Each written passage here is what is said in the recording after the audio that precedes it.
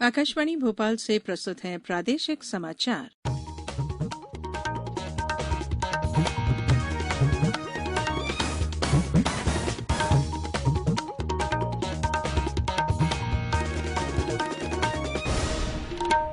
नमस्कार, समाचारों के साथ मैं धारणा सचदेव। सबसे पहले इस बुलेटिन के मुख्य समाचार। द्रौपदी मुर्मू देश की 15वीं राष्ट्रपति होंगी। श्रीमती मुर्मू को 64% जबकि विपक्ष के उम्मीदवार यशवंत सिन्हा को 36% मत मिले। केंद्रीय सूचना एवं प्रसारण और खेल एवं युवा मामले के मंत्री अनुराग सिंह ठाकुर आज भोपाल आएंगे। वे कल युवा महापंचायत का उद्घाटन करेंगे। श्योपुर जिले में प्राकृतिक और जैविक खेती को बढ़ावा देने के लिए निरंतर नवाचार किया जा रहा है। यहां अमृत वर्षा प्रोजेक्ट के रूप में कार्य किया जा रहा है। और देश का सबसे स्वच्छ शहर इंदौर अब ऊर्जा संरक्षण के लिए शहर में 80,000 एलईडी स्ट्रीट लाइट लगाएगा। अब समाचार विस्तार से। द्रौपदी मुर्मू देश की 15वीं राष्ट्रपति होंगी। श्रीमती मुर्मू को 64% जबकि विपक्ष के उम्मीदवार यशवंत सिन्हा को 36% मत मिले। 4,754 वैध मतदाताओं में से श्रीमती मुर्मू को 2,824 वोट मिले। इनमें 540 सांसदों के वोट भी शामिल हैं। श्रीमती मुर्मू को मिले वोट का मूल्य 6,76,803 है। श्री सिन्हा को 1,877 वोट मिले, जिसमें 208 सांसदों के वोट शामिल हैं। उन्हें मिले कुल वोटों का मूल्य 3,80,177 है। राज्य के मुख्यमंत्री शिवराज सिंह चौहान ने श्रीमती मुर्मू के राष्ट्रपति पद पर निर्वाचन पर प्रसन्नता व्यक्त करते हुए हार्दिक बधाई दी है। मुख्यमंत्री श्री चौहान ने कहा कि राष्ट्रपति पद के लिए निर्वाचित श्रीमती द्रौपदी मुर्मू संघर्ष, न्याय और मूल्यों के प्रति समर्पित सशक्त व्यक्तित्व हैं। केंद्रीय सूचना एवं प्रसारण और खेल एवं युवा मामले के मंत्री अनुराग सिंह ठाकुर आज भोपाल आएंगे।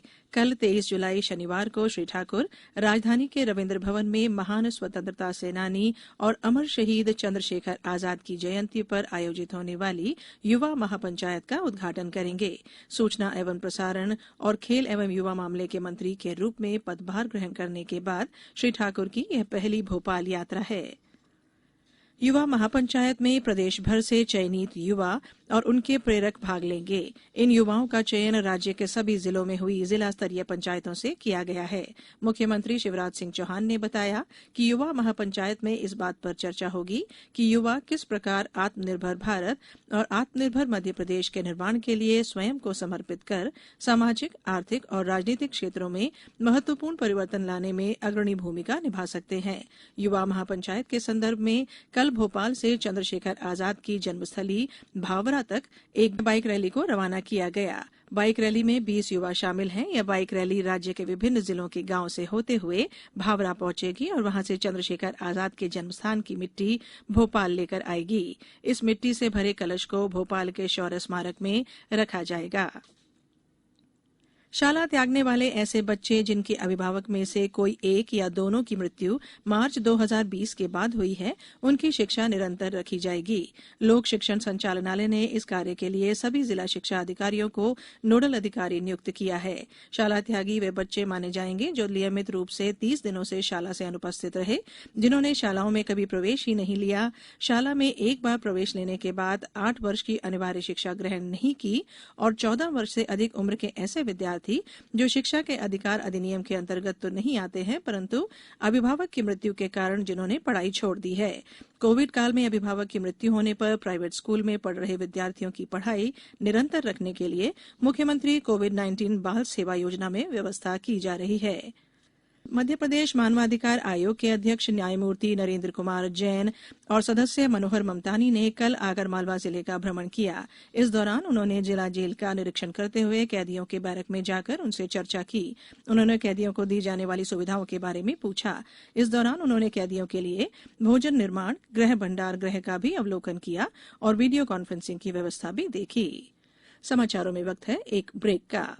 ब्रेक के बाद बुलेटिन में एक बार फिर आप सभी का स्वागत है। श्योपुर जिले में प्राकृतिक और जैविक खेती को बढ़ावा देने के लिए निरंतर नवाचार किया जा रहा है। यहां अमृत वर्षा प्रोजेक्ट के रूप में कार्य किया जा रहा है। आदिवासी विकासखंड कराहल के ग्राम काली तलाई में जिले में ड्रोन के माध्यम से महिला किसानों के समक्ष फसलों में जीवामृत छिड़काव का प्रदर्शन किया गया। जैविक खेती और प्राकृतिक खेती को बढ़ावा देने और कृषि कार्य में परिवर्तन व जोखिम कम करने के उद्देश्य से यह कार्य किया जा रहा है। एनआरएलएम के स्व सहायता समूहों की महिलाओं के माध्यम से श्योपुर जिले के किसानों को कृषि उपयोग हेतु ड्रोन की सुविधा उपलब्ध कराई जाएगी।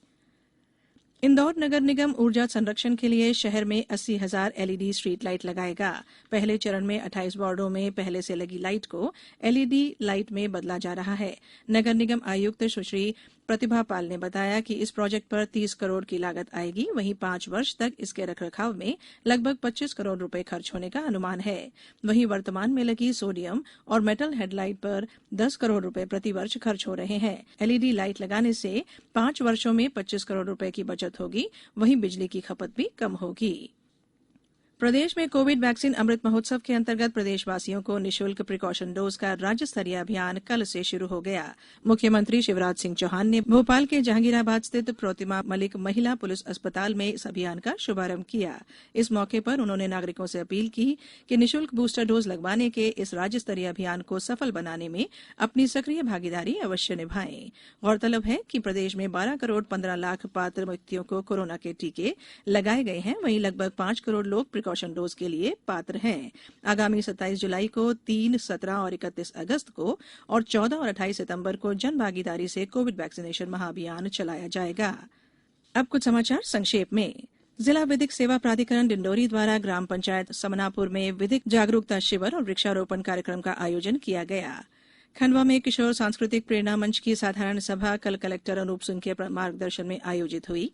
शिवपुरी नगर पालिका में आज वार्डवार कैंप लगाकर पात्र हितग्राहियों के आयुष्मान कार्ड बनाए जाएंगे। मुरैना जिले में 28 जुलाई तक मूंग का न्यूनतम समर्थन मूल्य पर उपार्जन हेतु किसानों की फसल के पंजीयन किया जाना है। और बैतूल जिले में उज्जवल भारत उज्जवल भविष्य के तहत 28 जुलाई को घोड़ा डोंगरी और 29 जुलाई को बैतूल में कार्यक्रम आयोजित होंगे। अंत में बुलेटिन के मुख्य समाचार एक बार फिर। द्रौपदी मुर्मू देश की 15वीं राष्ट्रपति होंगी। श्रीमती मुर्मू को 64% जबकि विपक्ष के उम्मीदवार यशवंत सिन्हा को 36% मत मिले। केंद्रीय सूचना एवं प्रसारण और खेल एवं युवा मामले के मंत्री अनुराग सिंह ठाकुर आज भोपाल आएंगे। वे कल युवा महापंचायत का उद्घाटन करेंगे। श्योपुर जिले में प्राकृतिक और जैविक खेती को बढ़ावा देने के लिए निरंतर नवाचार किया जा रहा है। यहां अमृत वर्षा प्रोजेक्ट के रूप में कार्य किया जा रहा है। और देश का सबसे स्वच्छ शहर इंदौर अब ऊर्जा संरक्षण के लिए शहर में 80,000 एलईडी स्ट्रीट लाइट लगाएगा। इस बुलेटिन में इतना ही। नमस्कार।